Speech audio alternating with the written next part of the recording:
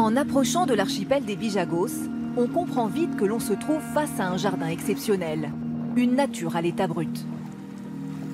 À 3 heures de bateau de la Guinée-Bissau, l'île de Kéré, grande comme 2 terrains de football. C'est ici que Laurent, français, et Sonia, portugaise, ont posé leurs valises il y a 10 ans pour construire un hôtel. Ils vivent en famille dans cet îlot où ils sont les seuls habitants. J'aime beaucoup ce mode de vie, on vit au rythme de la nature, on se lève avec le soleil, on va se coucher très tôt.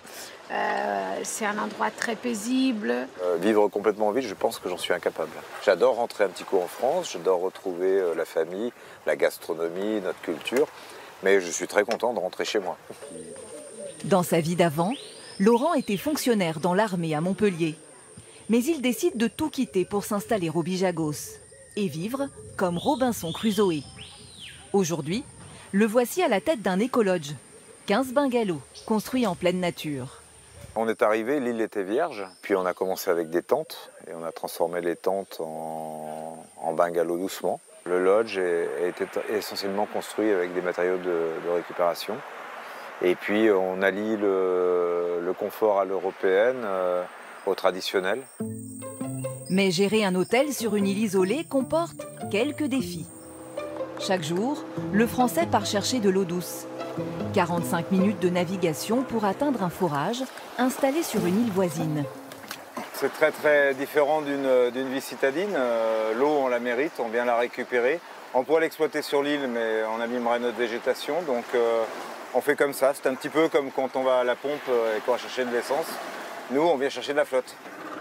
3700 litres d'eau sont ramenés quotidiennement dans ces bidons pour alimenter douches, toilettes, mais aussi pour être filtrés et consommés.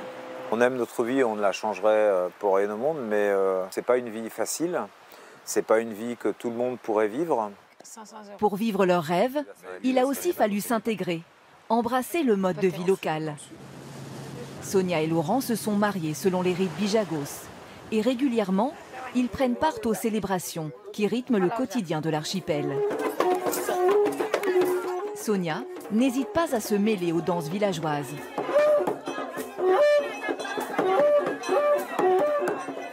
Et lorsqu'un accident survient... Comment tu t'es fait ça? Tu dansais? C'est un dansant que tu t'es fait ça? Elle est toujours prête à aider.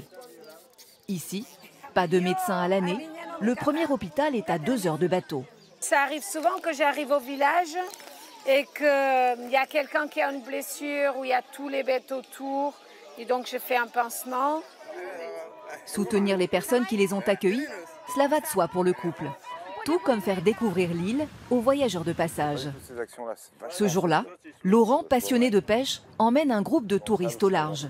On a des courants, la marée monte. Les eaux des Bijagos sont réputées pour leur riche biodiversité, avec plus de 170 espèces de poissons. Au bout de quelques minutes, une belle prise, ce barracuda. C'est la première fois que je pêche un barracuda, ouais.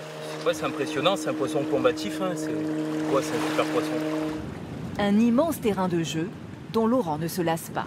L'archipel, ça reste un endroit où le poisson est bien préservé, mais aussi la faune et la flore.